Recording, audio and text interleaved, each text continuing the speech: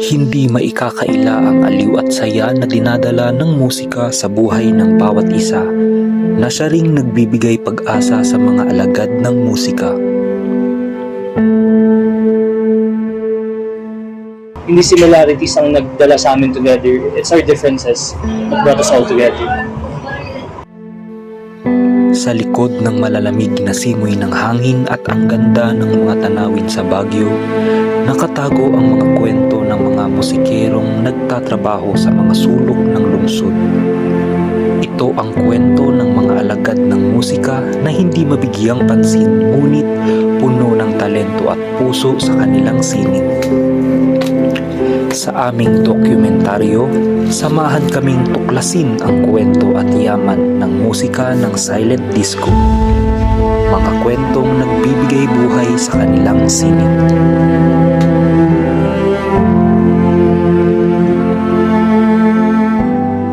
So ang silent disco kasi, actually last year lang ang silent disco pero nabuo yung lineup namin way back 2016 pa. Kaming dalawa ng bassist namin na si Jesse. First band ko, siya na yung kasama ko. So mga 2016 hanggang 2017 nabuo yung band ako na Paper Lanterns. Nag-carry on siya until 2022. Tapos yung genre kasi namin ng 2022 dun sa Paper Lanterns, ano siya medyo may pagka pop punk, para mga Paramore, mga Green Day, ganun. Medyo nagsawa na kami sa tunog na yun. So naisip namin, ba't di tayo mag-rebrand? Palitan natin yung tunog natin, palitan na rin natin yung band name. Tapos, doon na pumasok yung silent disco. Ang nangyari kasi nun was, may gig si Zil dito nun, acoustic gig siya dito sa Baguio. Tapos, nag-attend kami ng pinsan ko na gitarista rin ng silent disco. Tapos parang from that event, na-push kami na gumawa tayo ng original songs natin, ituloy natin yung pagre-rebrand. Tapos yung silent disco, sinadjust lang siya ng isang kaibigan sa akin. Tapos doon na nagsimula. Parang ang dami naming napagdaanan sa first half ng 2023 dahil iba-iba yung members namin. So nung first half, 3 kaming gitarista, isang bassist, isang drummer. And nung time na yun, puro cover lang kasi ginagawa namin. So, tapos parang April hanggang August last year, na-stop yung silent disco dahil parang naisip namin, puro cover yung ginagawa. Tapos nagsialisan yung drummer namin, nagsialisan yung isang gitarista. So, nung time na yun, nung natira na lang ako, si Jesse, sa si Dominic, yung pinsan kong gitarista, naisip namin kung itutuloy pa ba namin tong silent disco kasi matagal na namin walang ginagawa, parang 3-4 months na kaming walang gig. So, ayun, mga July, nag-message ako sa lahat ng kilala ko na gitarista, tsaka drummer, kasi naghanap kami ng extra ng mga bandmate. Eventually, may nahanap kami na drummer na si Lance. Yun yung drummer namin ngayon, nakilala ko siya nung sa isang gig somewhere sa 2022 rin sa Luwakan. Tapos yung keyboardist namin ngayon na si Basti, friend ko na siya dati pa. Siya yung original na naging keyboardist ng Dilaw. So siya yung tagahawak ng songs namin, siya yung nag-arrange. So basically dun na form yung bagong silent disco, or what we call it, the real silent disco. Wala kaming similarities kasi ang nag-put together sa amin as a band is yung differences namin.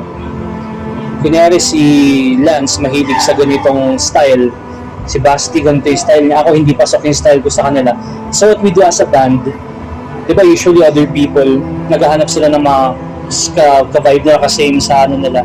Sa amin, we took those differences and compromised with each other na okay naman pala yung style ni ganito, but di ko i-incorporate sa style ko, baka mag-work. So at first talagang nahirapan kami since we all came from different musical backgrounds. Ako, galing ako sa yung cover bands. Tapos mga Beatles, Green Day, gano'n lang tinutugtog ko. Yung gitarista namin si Dominic, nung kinuha ko siyang mag-gitara sa amin, wala pa siyang 1 year na nagigitara. Wala pa siyang 1 year na experience ng gig, pero pinasok ko na siya. Si Jesse naman, yung isa naming, yung bassist namin, well, at that point, working na siya, hindi na siya nagbabanda. Hinila ko lang siya ulit pabalik sa banda namin. And yung roots niya is somewhere in reggae, saka punk din. Yung drummer namin si Lance, more on ano siya, metal siya nun. So, mas mabigat yung mga tugtugan niya. And si Basti, ano kasi siya, lagi silang nag-acoustic sets sila yung mga hina-hire sa bar, sa mga wedding.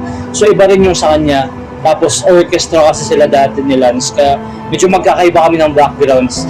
Nung una, sobrang nahirapan kami kasi paano natin sisimulan to kasi puro cover nga yung ginagawa namin. Tapos, iba yung parang way na pag-express ng drummer, iba yung keyboardist, iba yung sa akin.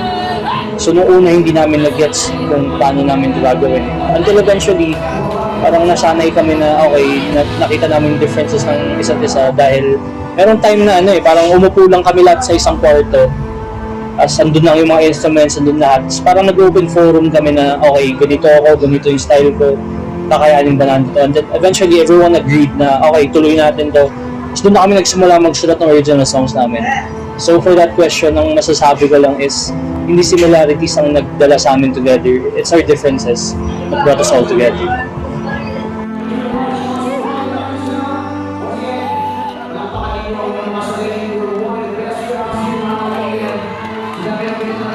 Siguro sa musika, sa amin siguro as a band, lahat kasi kami basically inclined mga bata pa lang. So alam mo yun, growing up, we grew up with music. Lalo na ako and yung guitarista namin si Dominic, dahil sa lolo namin, very very big influence sa music sa akin yun. May banda kasi siya dati, tapos nung bata ako, lagi niya akong dinadala sa mga band practice nila. Kapanood ko silang tumugtog. So, ewan ko, siguro for us kasi, it's easy to say na madali kaming nahook sa music dahil we grew up in a house where there was music everywhere. Ganun din sa keyboardist namin, ganun din sa bassist namin, sa drummer namin. Talagang music was already with us simula pa lang nung parang nagkamalay kami. Yun na yung naisip namin na okay, interesting ang music. Tapos doon parang lahat kami for sure dumaan sa mga high school bands. And kasi doon magsisimula ang isang career mo as a musician. Magsisimula ka lagi sa pag-aaral ng isang instrument. Dadaan ka sa isang high school band, at least isang high school band na magsistay for a few years hanggang sa ma-discover mo na yung sound mo, ma-discover mo na kung what type of musician you want to be. Tapos doon na mag-take off yung career mo. Ikaw nang bahala kung paano mo siya handle. So, para sa akin, I think it really started at a young age for all of us. Nung kami nasimulang mag-ano sa music.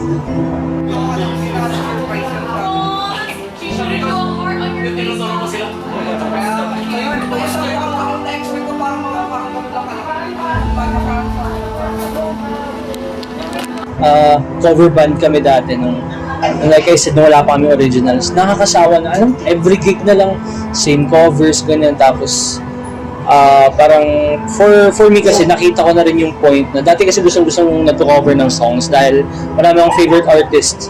Pero eventually nakita ko rin yung point na ba't ka magpapagod mag-aral ng kanta ng ibang tao? Why not make your own? So, dun sa point na nakakapagod tumugtog, sobrang napagod kami nung lalo na noong August nung nagsimula yung bago naming lineup kasi parang every week kami may gig dun for 3 weeks. Tapos, laging lagari yung schedule namin. Sa Saturday, 2 ang gig namin sa gabing yun. Tapos meron pa the next day, either Sunday or Friday. So, parang napagod kami na, okay, puro cover ginagawa namin. So, dun kami nagsimula gumawa ng original songs. Tapos, for the past, November onwards, di pa naman kami nakaka-feel ng burnout dahil unti-unti lang yung gig namin. Pero siguro, ang pinaka napagod kami na gig, it was recently, ngayong March, dahil tumugtog kami sa Solar Fest sa Melvin Jones. That was for Panagben na. Tapos, may event kami the next day nun, yung Bloody Valentine, tinugtugan din namin. Nag-cover kami with some original songs. Tapos, ito, last Saturday lang, nag-gig kami for the first time. First gig namin sa baba, sa Marikina. Ang nangyari kasi doon, 2 lang yung original songs namin. Tapos yung kaibigan ko na si Aaron, which is, rin siya, musician din ng Baguio, and meron siyang hawak na collective called Sigaw ng Kuwago. Nag-organize sila ng underground gigs for underground artists. So, in-invite nila kami, pero tara, Marikina gig tayo, sabi nila. Tapos sabi ko, wala to. Parang ano pa lang dalawa pa lang kanta namin. Paano namin gagawin? Tapos sabi niya, kung kaya nyo magsulat ng mga kanta in 1 week, try nyo. So ginawa namin, bago Holy Week, nag-meeting kami sa band na kaya ba nating mag-hit ng at least 3 to 4 songs bago mag-end yung month. So parang every day kami for 2 weeks magkasama nun. Nasa bahay lang kami nung keyboardist namin, si Basti. Nandun na kami nagsusulat. Sulat kami ng kanta ko na may naisip akong idea. Sa banda kasi namin, ang songwriting process namin dun is hindi tulad ng ibang mga banda na lahat magsusulat. So basically, ang process namin is ako, kung may naisip akong idea na, gusto ko ganito yung idea ng song natin, magbibigay ako ng prompt or ng idea. Tapos si Basti, siya yung mag-isip ng chords. Tapos sa lyrics, yung magbabatuhan kami ng linya.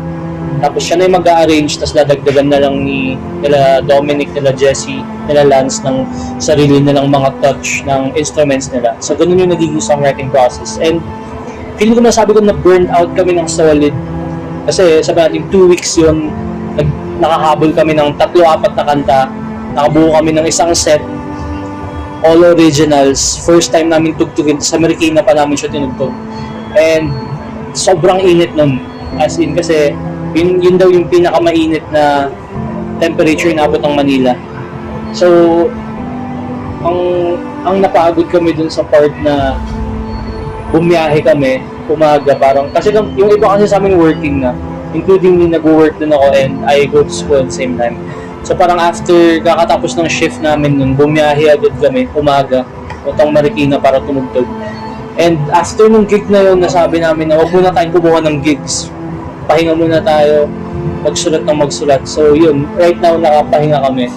Susulat muna kami ng mga kanta, and gigs wala muna for now. Well, everyone has their own opinions naman kasi sa pagbabanda, there are 2 different kinds Meron mga tumutugtog for fun lang, may mga tumutugtog na for yun talaga yung gusto nila gawin, yun talaga yung passion nila sa life. So here kasi sa natin, environment natin sa Baguio, yung mga banda dito, sila matagal lang tumutugtog. They've been playing since mga high school sila, college siguro, ngayon nasa 30s, 40s na sila. Yung mga yun kasi, para sa kanila, ang pagbabanda is just a way to blow off some steam na lang. Para tanggal pagod na lang, tanggal stress. Kasi sila, they have day jobs, may mga businesses sila, mayari sila ng mga bar, ng mga restaurant, they have their own income. And sa mga iba naman ngayon na younger generation, nakikita ko na meron talagang mga mas younger ngayon na mga nagbabanda na just really doing this kasi gusto nila gawin. And yung sinasabi nila na walang pera sa music, meron naman siyang pera. You just have to find the right connections and you just have to find yung yung tamang way kung paano mo may papasok yung sarili mo sa ganung industry na nakikita ka. Kasi doon kami nag-struggle dati as a band. Imagine nyo, 2016 until 2022, siguro less than 10 times lang kami nakakuha ng banda na may talent fee. Tapos lahat kasi ng mga event na tinutugtugan namin for a cause. Dati kasi, pag ang nasa isip kasi namin, para lang tumugtog, hindi talaga kami, we were not really after the money dati, lalo na ako kasi, like I said, gusto ko lang gumagawa ng mga cover, hindi kasi ako songwriter So, hindi ako marunong gumawa ng kanta, gusto ko lang tumugtog for fun. Tapos yun nga, nung parang last year, nagkaroon ako ng realization na gusto ko nga talaga ituloy yung music. And right now, ang ginagawa talaga namin is hindi na kami tumatanggap ng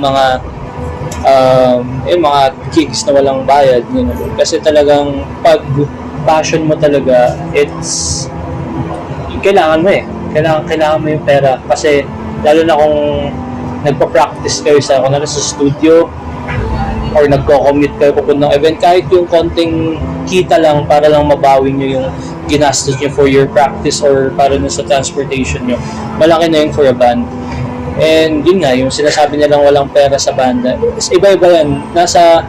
Depende yan kung saang sitwasyon ka nakatingin. Kung nakatingin ka dun sa mga banda na kumikita naman sila, may mga day job, walang pera, okay lang sa kanila yun.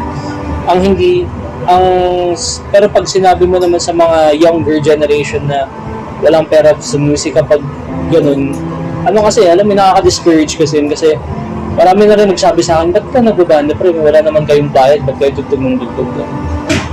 Ang sinasabi ko na lang, pag tinuloy kasi namin to, at least makikita pa kami ng mga tao. And malay mo, magustuhan nila kami, mabayaran kami at some point. Pero pag ganun kasi, parang ang hinahanap mo na lang kasi is exposure. So nakikita ng tao na okay, exposure lang ang gusto na ito, pwede ko itong kunin ng kunin. Eventually, pag gusto mo magkapera sa banda, you have to set your boundary. Na huwag ka matakot na hindi porket pumayag ako sa exposure dati, ganun hanggang ganun lang. Pag artist ka, kahit banda pa yan, kahit anong art yan, kahit sumasayaw, you have to establish your boundary na at least kailangan bayadan ka because art is not free. Dahil na yung oras na spinend mo sa paggawa ng craft mo, sa natin kahit nung bata ka pa, lahat yun, lahat ng effort mo, lahat ng oras spinend mo sa craft mo, hindi yun mababawi ng exposure lang. Kaya ang masasabi ko dun is pag sinabihan ang isang artist, sinabihan kami na ba't kayo tumutugtog, wala namang pera, you just have to set your boundary. Kayo mismo ang stand up for yourself, parang gano'n. Basically, that's what I'm trying to say. Huwag niyong hayaan na ginaganon lang ang art niyo. Kasi for an artist, talagang nakakabastos na isipin na for exposure lang yung gamit mo. So parang yun, medyo useless lang kapag daming oras and daming effort mong in-spend, biglang walang bayad, diba? So yun, you just have to find the right people and find the right connections. Anong masasabi nyo sa mga young artist natin na nanonood? Masasabi ko sa mga young artist ngayon, galingan nyo lang, wag nyo lang titigil yung ginagawa nyo, promise. Kasi okay lang mapagod.